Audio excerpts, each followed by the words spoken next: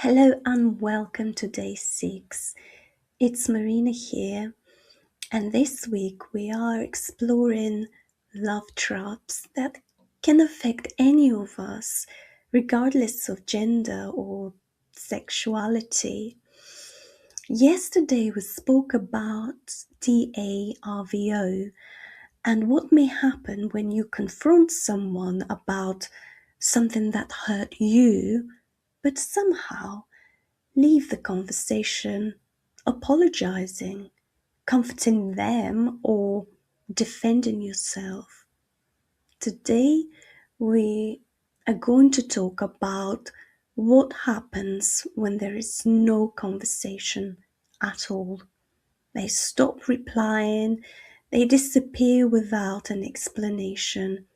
The person who once felt so present suddenly becomes silent. You do not know whether the relationship is over. You do not know whether they need space. You do not know whether something has happened. You are left with one deeply painful question. Why did they disappear?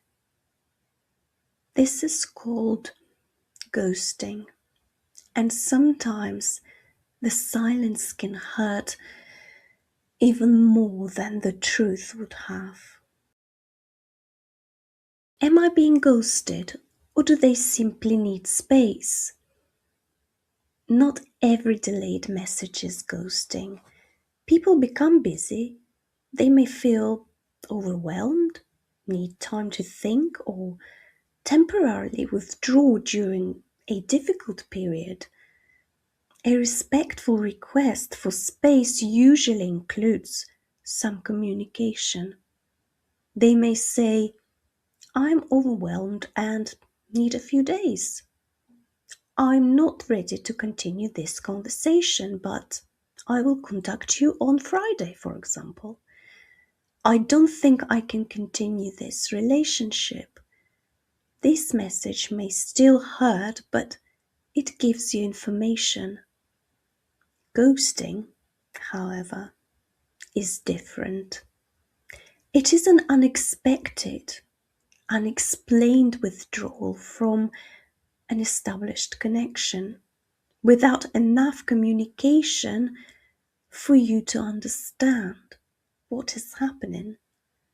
Messages remain unanswered, plans are abandoned, the emotional connection disappears without acknowledgement. You are left to interpret the silence alone. There can be exceptional circumstances in which abruptly ending contact is necessary for personal safety, but in an ordinary relationship where communication is safe, unexplained disappearance can have a deeply painful impact. Why does being ghosted hurt so much? Ghosting does not only remove the person, it also removes the conversation, the explanation, the opportunity to respond, the possibility of asking question, the ordinary human acknowledgement that something has ended. You are left with an unfinished story, and when the mind does not have an ending, it often tries to create one. You replay your last conversation, you examine your final message, you look for a change in their tone, you wonder whether you were too emotional, too available, or not interested enough. You may create dozens of explanations because they have not given you one. Why do I keep checking my phone? You may know that they have not responded. You may have checked 10 minutes ago, but you check again.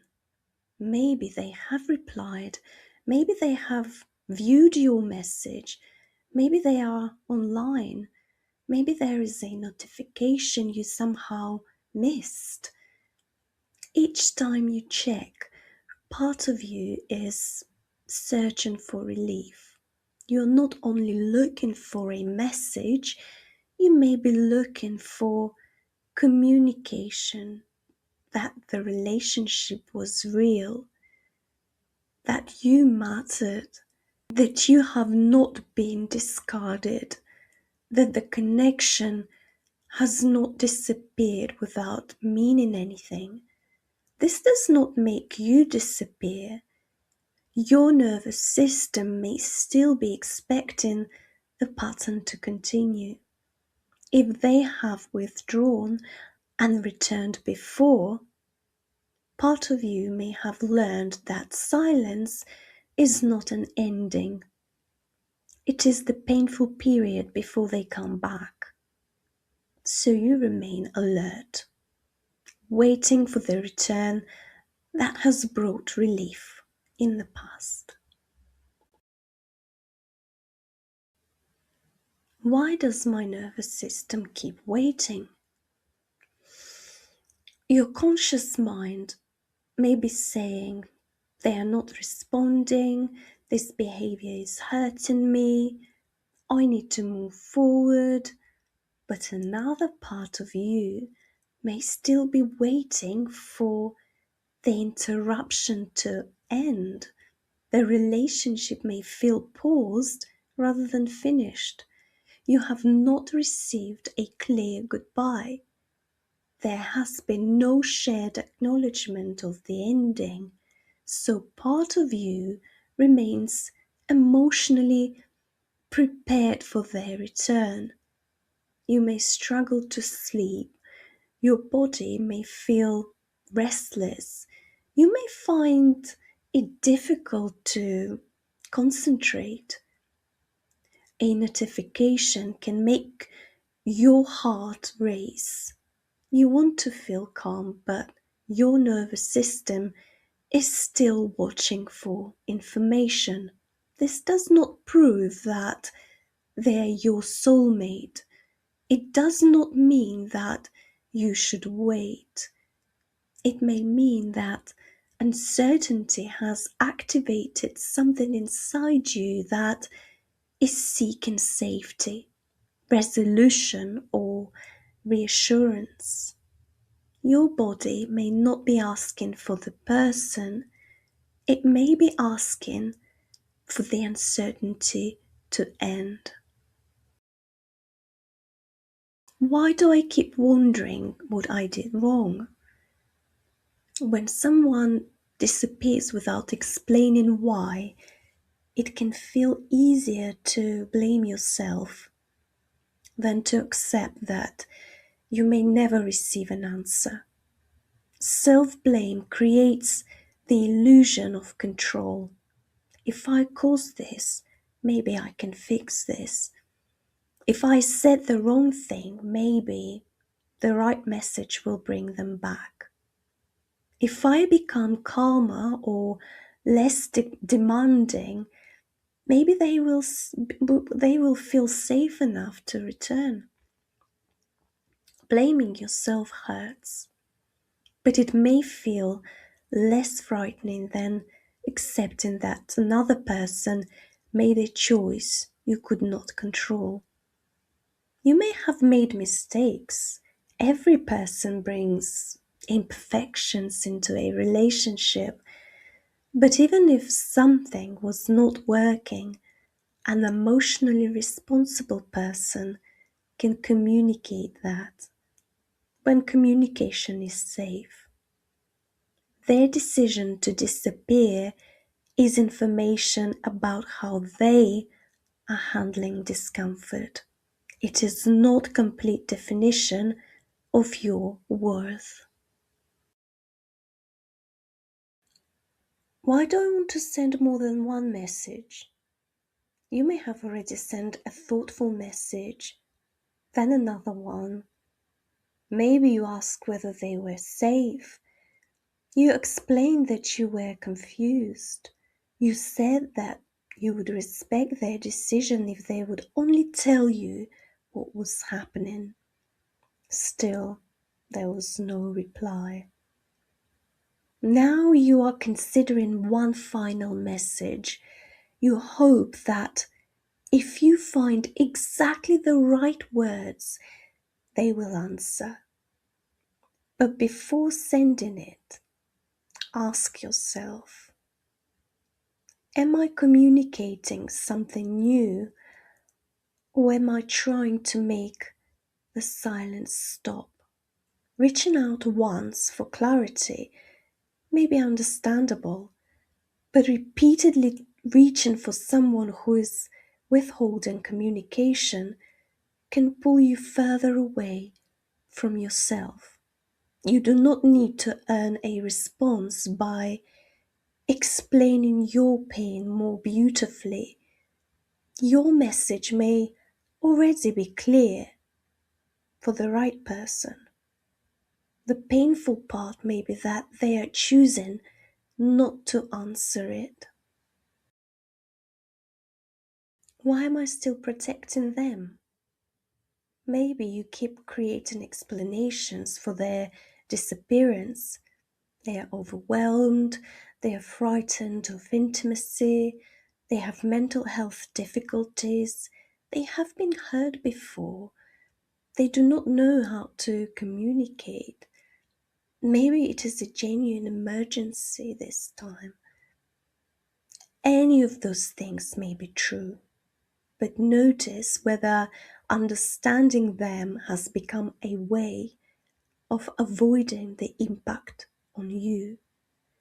You can understand why someone withdraws and still acknowledge that their silence is painful. You can have compassion for their limitations without making those limitations your permanent waiting room. Their history may explain the disappearance. It does not require you to remain indefinitely available for their return. Will they come back? They might. People who ghost sometimes return. They may send a casual message as though nothing happened. They may say they become overwhelmed or there was an emergency. They may tell you that they missed you. They may offer an apology, affection, or another promise. Their return may create enormous relief. For a moment, the questions stop. You feel wanted again, but a return is not automatically a repair. Before allowing relief to make the decision for you, ask, have they acknowledged the impact of disappearing? Have they taken responsibility without blaming you? Have they explained what will be different this time? Are their actions becoming more consistent? Can they now communicate when they need space? The question is not only have they returned, it is are they returning differently? If nothing has changed, their return may restart the same cycle that their disappearance created. Why do I believe their return will give me closure? You may imagine that one conversation will finally settle everything. You may understand why they disappeared. You will hear that you matter. You will know that the connection was real. But closure is not always something another person can give you. They may return without offering honesty. They may provide an explanation that creates more questions. They may apologize but continue the pattern. They may never fully understand their own behavior. Waiting for their explanation can keep your life emotionally tied to their willingness to provide it. Closure does not always mean receiving every answer. Sometimes closure begins when you accept the information contained in the behavior itself. They disappeared, they did not communicate, you were left carrying the uncertainty alone. That may not be the explanation you wanted, but it is the part of the truth you have. Why can't I let go when they have treated me this way? You may feel ashamed that you still miss them, and you may think, after everything they have done, why do I still want them?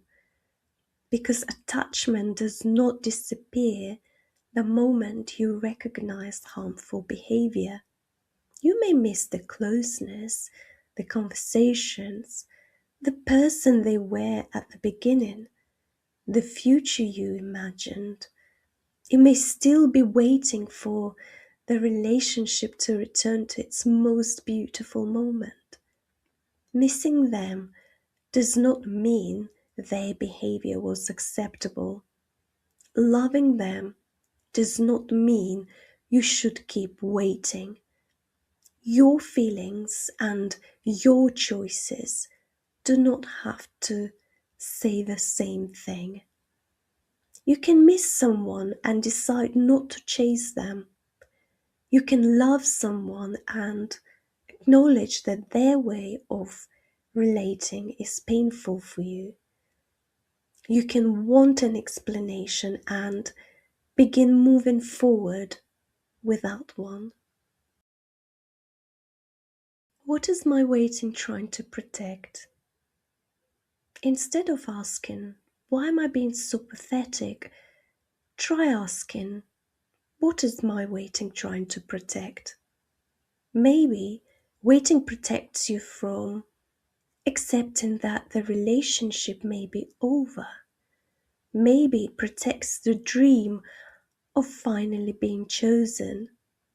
Maybe it protects you from grief.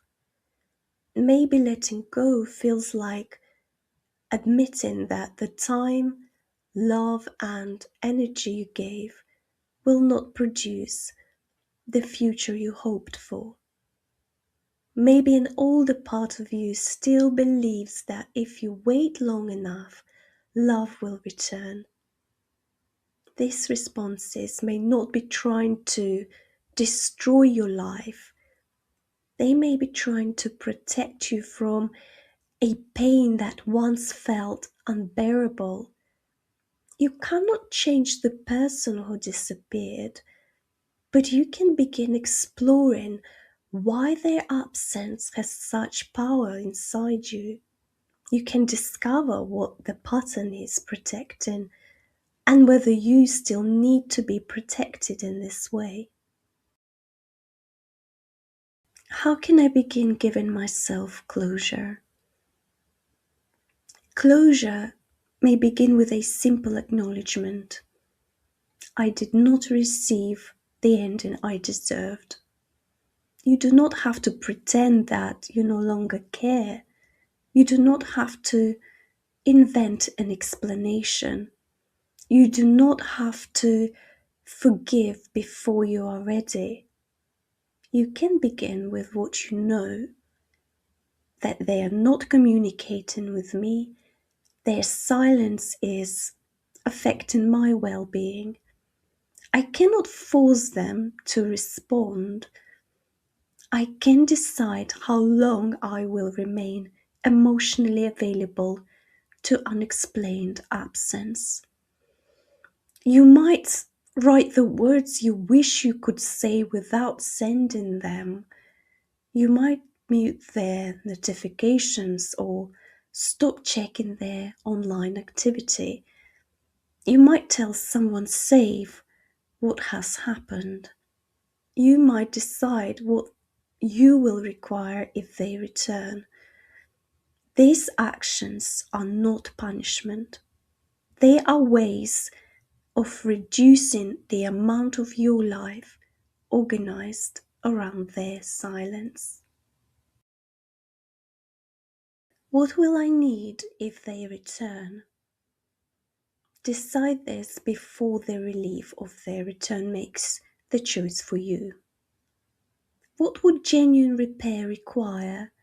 A clear acknowledgement, an honest explanation, changed communication, consistency over time, respect of your questions. Think beyond what you want them to say. Ask what you would need to observe. A boundary might sound like, I'm not willing to continue a relationship in which someone disappears without communicating. If you need space, I require you to tell me. If this happens again, I will step away. The boundary does not force them to change. It tells you what you will do if the pattern continues. Day 6 reflection. What can I reflect on today? Take a piece of paper and complete these sentences. The explanation I keep hoping to receive is, I believe their explanation would make me feel what their silence is already showing me is, if they return, I will need. Then ask, what would coming back to myself look like today, even if I never receive an answer? Maybe it means putting your phone in another room for an hour, eating something, taking a shower, calling someone you trust, returning to a task you have neglected, choosing one small action that belongs to your life, not to their silence. You do not need to let go of everything today. Just stop abandoning yourself for one moment, then another. What do I need to remember today? You are not weak because silence has affected you. You are not foolish because part of you is still waiting. You are not unworthy because someone chose not to communicate. Their disappearance may leave questions, but it does not remove your right to dignity, honesty, clarity, and emotional consideration. You cannot force them to explain, you cannot make them return differently, but you can explore what your waiting is protecting and begin creating safety that does not depend entirely on their next message. Before continuing with your day, I'd like you to place both of your feet on the floor for grounding. Take a slow breath in and out. Then gently remind yourself, their silence does not define my worth. I can want an answer without putting my life on hold. I am allowed to return to myself one moment at a time. Tomorrow, we're going to explore the final and maybe deepest part of this journey. How do I grieve the dream and come back to myself? We will talk about grieving not only the person, but the future you imagined, the life you hoped the relationship would become. We will also explore why understanding a pattern consciously may not be enough to change it, what the attachment may be protecting inside you, and how deeper work can help you begin choosing yourself. Please subscribe so you do not miss anything important in the final episode of this series. For today, hold on this. You may not receive closure from the person who disappeared, but you can begin closing the distance between you and yourself. I'm sending you so much love and light. But until tomorrow, speak soon.